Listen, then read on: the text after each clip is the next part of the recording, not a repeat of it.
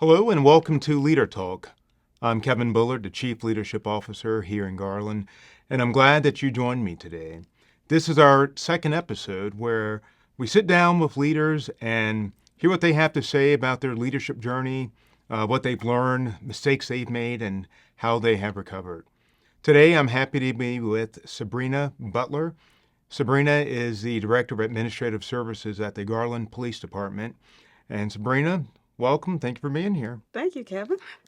Yeah, so on a personal note, this is cool because I've known you for a number of years outside the city, and I'm probably going to learn more about the professional side of you today than I've known in the almost 10 years that I've known you. Yeah, we haven't talked about those things, so this will be cool. Well, we certainly are today. All right. So you've been in law enforcement for almost 40 years, starting out on the West Coast, and now you're here in Garland. So if you will, let us know how long you've been here and what your job looks like day to day as the Director of Administrative Services. Whew. Okay, so technically I arrived in Texas in 2011, Okay. 2011, 2012. I actually didn't start with the city until 2014. And it was one of those things where I was at one small job and I got upset about something someone did. Basically, they didn't have rules Okay. and structure with guidelines, and that just doesn't sit well with me. I need things in order.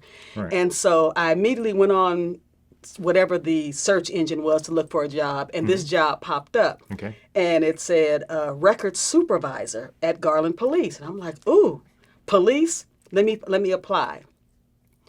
A few days, to maybe a week later, I received a call, got an interview, and I later learned that I was the 100th applicant. Wow.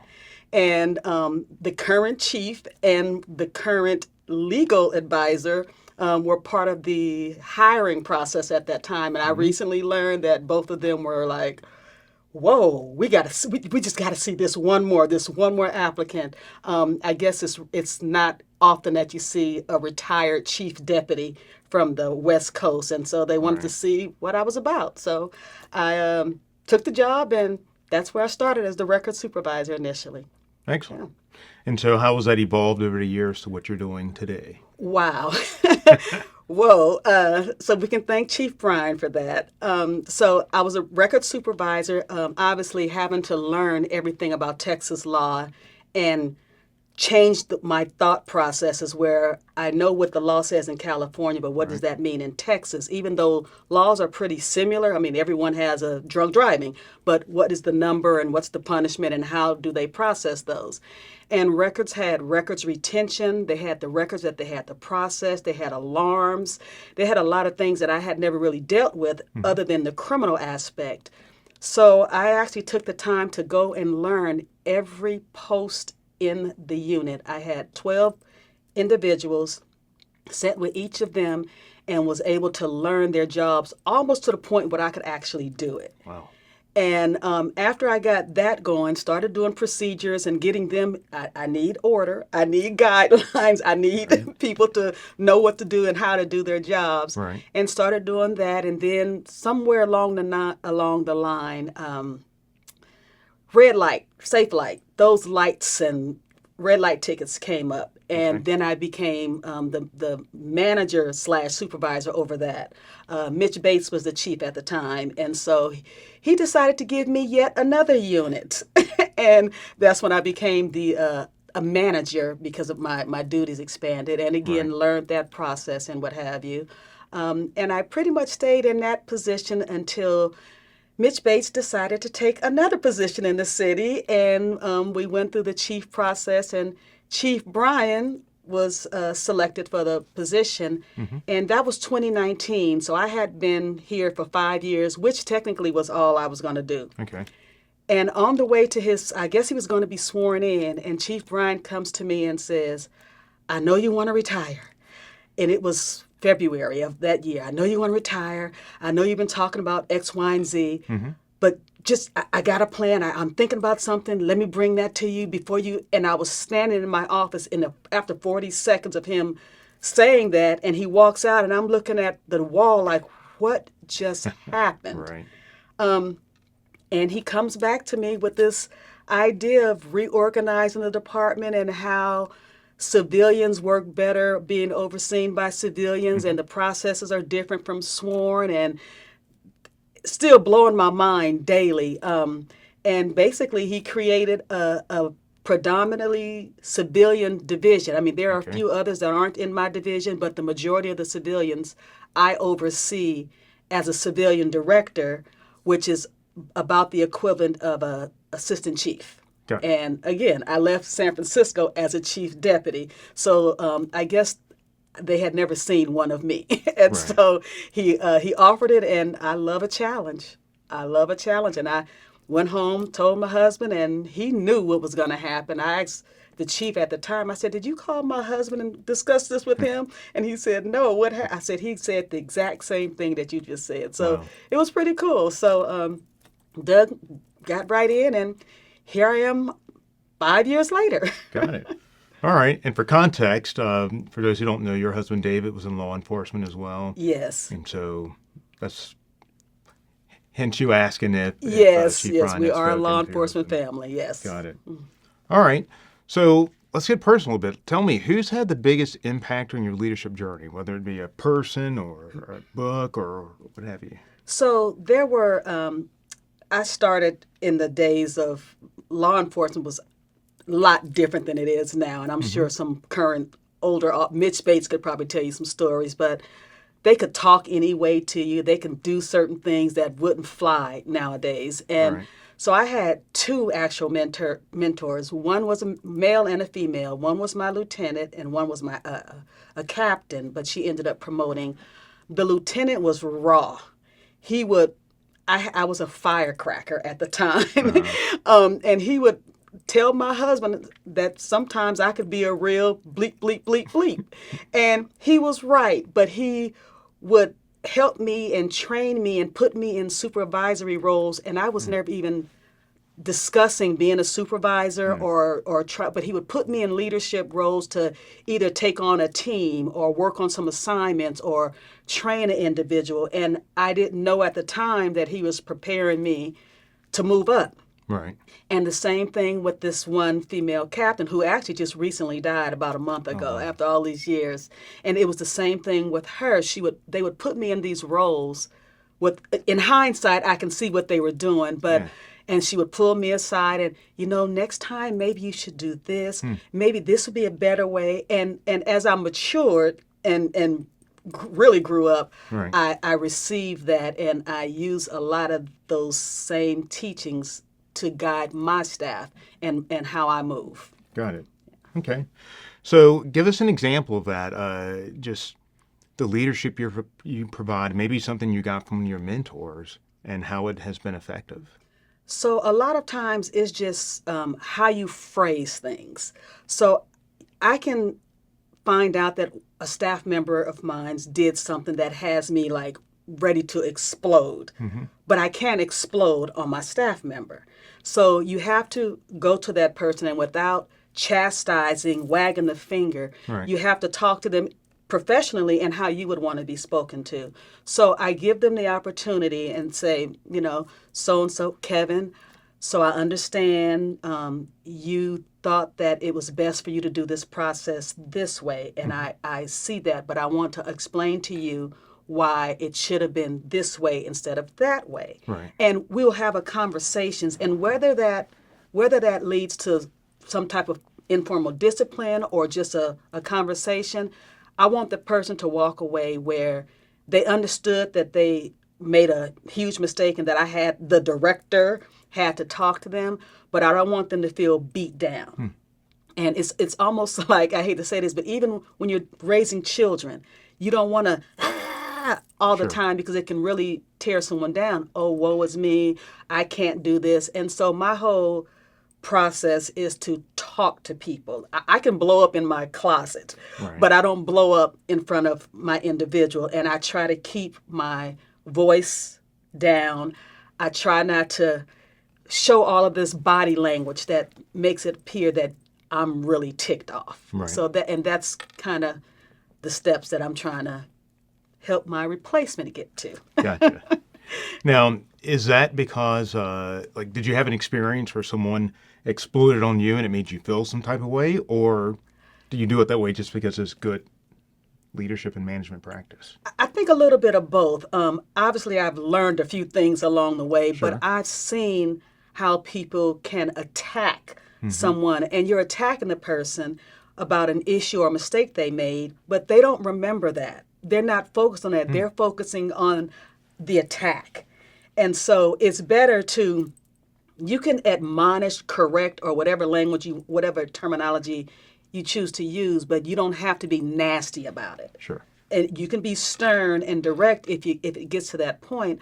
But if you're talking and having a conversation, a correction conversation, even if it leads to something in writing, I've had people thank me. I've disciplined someone, and I was given a hug Wow. after the discipline because of the way I had. And this particular person was it was attendance and tardiness. But she could never say that I didn't know. You never told me, because I gave you warning after warning, and by a set time period, you knew what was next. So there was no surprises. And she thanked me and hugged me, and we Wow. walked, still very decent relationship to this day. Right. So that's kind of, I mean, of course, the hug and all that. It's not, but there was no surprise. They knew the rules. They knew they had been given fair warning, and it wasn't me, it was you, kind of thing. Right. Yeah. All right. Well, just so it doesn't get lost, I want to repeat what I heard you say. That when you are correcting folks, you want to do it in a way so that they don't feel attacked, because otherwise they don't remember, they're not focused on the issue or maybe even a correction. They just focus on the attack, the fill-in attack. Yes, that's correct. You can still get your point across without all of the extra animation and body language and gruffness, cursing, bad, whatever. You can still get the point across without doing all of that. Yeah. My thought is, as you look at how leadership and management have changed over the years, there almost seem to be this sense of, if you are the supervisor, the manager, leader, then you've got to be that way so that people will know that you're the manager. But I'm hearing differently from you. No, because I think, so I have a nickname, and it's almost like the name that I hear more than my own name at work, at the office. They call me Boss Lady. And it's not so much that I'm hammering or beating something over someone's head. They know they can come to me and get something done. If there's something that they don't know where to go to get it fixed, they're going to call me. But I hear this all the time, Boss Lady, you may not be the one that do this, but I know you can tell me who I can go to. Right. So many of them call, and this is the sworn officers, they call me Boss Lady. And again, I may not be the one that can fix the issue, but I can point them in the right direction just because of the responsibilities that the chief has given me. So it's not, I'm not that person, but they know the power went out. I need to do this. I got to get in this room. Go see Boss Lady. Right. Go see Boss Lady. So that's just, I'm not that type of person, but I will work and I will correct and I will do whatever needs to be done without all the animation. Got it. All right. Well, I just love that. And want to close this part by saying that again, that people know you're the boss. Like you, General. People know who the boss is. And you don't have to rant and rave and behave in a certain way to make that known. Right. Because people will end up losing respect for you. Yeah, exactly. And then the whole boss, supervisor, leader, manager authority starts to dissolve. You're just another word and this word and that word. You're so many other names other than manager, boss, supervisor. And I mean, I'm right next door to the chief. But no one's going to go directly to the chief for some of the things that they're asking. It's like, I always tell them, the chief has chiefy things to do. I like that. What do you need? If I can handle it, if I can help you, let me do it. He's doing chiefy stuff. So, you don't have to go to the chief all the time for every little thing. Next time I see Chief Brown, I'm going to be like, were you doing chiefy things today, Chief? Yes. That's really good. All right. So Here's the next question, Sabrina. I really believe that we learn the most from our mistakes. And I'm curious, what's been the biggest leadership mistake that you are willing to share, and what did you learn from it? I think, well, I didn't say, I started promoting very young. Just about every promotion I received, they have guidelines on how long you have to be in this position and that position. I mean, I was barely making it every time. So I was often called a young whippersnapper. I Okay, told you I had a mouth on me. And I can see that. that mouth has gotten me in trouble a few times. And I've had to step back and reevaluate. And so what I'm saying now was not the person that I was 37 years ago. Sure. And so it was typically my mouth. I can tell you an example of how I approach the supervisor, and I don't mind saying Please this. do. In a correctional environment in California, we didn't call each other by our first names. That was just something you didn't let the arrestees know your first name. Got it. You called by your last name. And I was probably 500 feet. I'm saying 500 feet because we always trained to run this stretch of hall. 500 feet or more away. And first line supervisor called my name, yelled it past all of these inmates, and she called my first name. And she said, Sabrina, come here. And this body, I could still feel it where my eyes got bugged. I turned around and I had all these keys on me. And I marched up there, the keys jangling, and I got nose to nose with her. Wow. And I told her, Wow. I don't care how many stripes are on your sleeve. Don't you ever call my name in that manner and yell my name down the hall. I don't care what you need or who you are. And she was a little, we're still friends, by the way. She was a little taken aback by that approach. We ended up in the office. That's where I got my little, because I had my ways. But she was still wrong, but so was I. Yeah. So, again, I know how it felt to me. I would have never done anything and never have done anything like that to anyone else. So it was a mistake on my part. I shouldn't have approached her like that. I should have asked her, can I talk to you in the office? Sure. There's other ways I could have handled that. But that was the beginning of me trying to tame the tongue. Got So it. that was a huge mistake, and I did it in front of people. All right. So yeah. Well, I want to repeat what you just said to make sure that we all hear it. You said she was wrong, Yes. but so was I. Yes. And I think it's so easy to just overlook the fact, like our own wrongness. Right. It's easy for us to see somebody else's wrongness and what they did. They shouldn't have done that. Pointing the finger. She shouldn't have said my name. She shouldn't have yelled it in front of the arrestees. I mean, Right. she was definitely wrong. But I love the fact that you acknowledge that you too are wrong, Yeah. because it's just because she was wrong Doesn't doesn't automatically make you right. exactly. And that's, to me, that's leadership, looking at yourself and Yeah. seeing Yeah. like the part that you had Yes. in the matter. Yep, I played a part in it for sure. All right. So let me ask you this as we get ready to close. Give me a lesson or two that you brought from San Francisco that you use here in Garland, a lesson that you haven't shared yet. So I have always been a firm believer in preparing people for the next step. Okay. And so when I say my replacement, of course I have no say in who's going to replace me. But I take pride in making sure those that I oversee, I don't like to say under me, those that I oversee, those that I supervise, that they know some of what I do. So I'll tell the executive assistant, I think that's Laura's, I think that's her, whatever her title is, the chief's gatekeeper. Yes. When she first came on and I saw a lot of potential in her, I started saying, what's going on with your school? What's going on this? And I was on her, on her, on her. She now has completed a lot of her schooling. She's doing a lot of additional stuff. And I was probably like a mother. I treat them like my children. Yeah. I was probably like a mother to, you need to get this, you need to get this. You are the future, you are the future.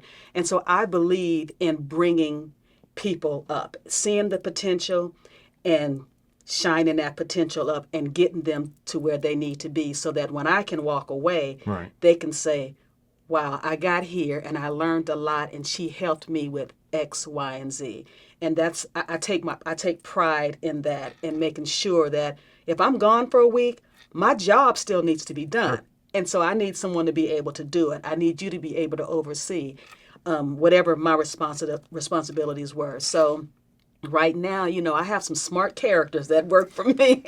And a lot of times they can do the work, but sometimes it takes the police brain, which they don't have, and I have, Right. to process things. And so I have to train them and instruct them and give them a little extra on how we think. Right. And how to move forward with that. And just how to deal with problem children. They've never had problem children that they oversaw. And when I say problem children, you're going to have that employee that's going to test you. Sure. And maybe they don't even know they're testing you because they're constantly making mistakes or they're constantly being late. Whatever the case may be, they need to know how to handle all those situations, especially if it continues. You can start here, but ultimately it's going to be paper, and you got to be prepared to terminate people at all costs. So you have to be prepared. So getting them to that level, it gets you in your gut when you're thinking, oh my God, I got to fire somebody. And it's not a fun thing, Sure.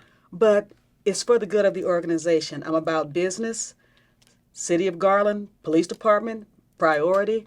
We all have lives outside, but when you're here, these 8 hours, I need you to do your job, and I need you to do your job effectively. Right. If not, we don't really need you. So I'm getting them to that step. Got it. Yeah. All right. And I will say this, Laura's awesome. So Of course she So is. for the work you've done to help her get to where she is, good job. Yes, thank you. All right. So here's my final question. Gosh, And already? yeah, So much fun. well, we can keep going for 6 more hours. Okay.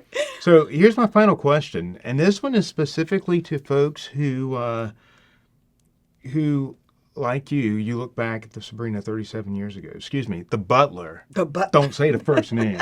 The Butler 37 years ago, who were trying to tame their tongue. What would you say to that employee who's passionate and they mean well and they do a good job, and at the same time they experience just over talking or saying the wrong thing at the wrong time? There's more than one way to accomplish your end goal.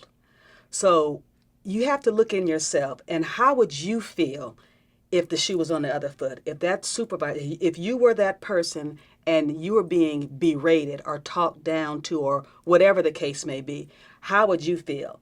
Now, think about that and how awful that is, and let's try to do something different. We can still get the end result by bringing down the tone, having a conversation, Yeah. a back and forth. Ask questions. Do you understand what I mean? If they still don't understand, let's discuss it. I want us both to walk out of this room understanding what happened, how we can correct it, but we can still move on. Right. So, put yourself in that person's shoes. Most of us have had a supervisor that we didn't want to deal with at one point in time. Why didn't you want to deal with that person? Because they talk crazy to you or whatever the case may be. You didn't like it, so don't become that person. Talk to people. Got it. Yeah. All right. What I like about that is that works not only in law enforcement, but it transfers to any department. Oh, it's life. Yeah. How long you been married? I'm sorry, you're supposed to be asking me questions. But it Almost works in 25 marriage. years. See, there you go. It works in marriage. You don't want to do you don't want to do that. Right. All communication. My kids, it's the same thing. I'm getting them to understand that. And they're teaching me because these kids nowadays, yes. So I'm learning even more from them. Indeed. Yep. All right. Well, thanks so much, Sabrina. Oh, no problem. I appreciate you engaging with me. Well, And thank you for watching this second episode of Leader Talk. You'll have the opportunity when I post this video, as you're watching the video, you'll have the opportunity to share any comments you have.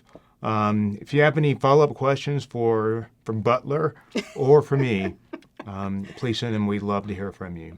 And so until next month, this is Kevin Bullard reminding you to keep leading. See you later.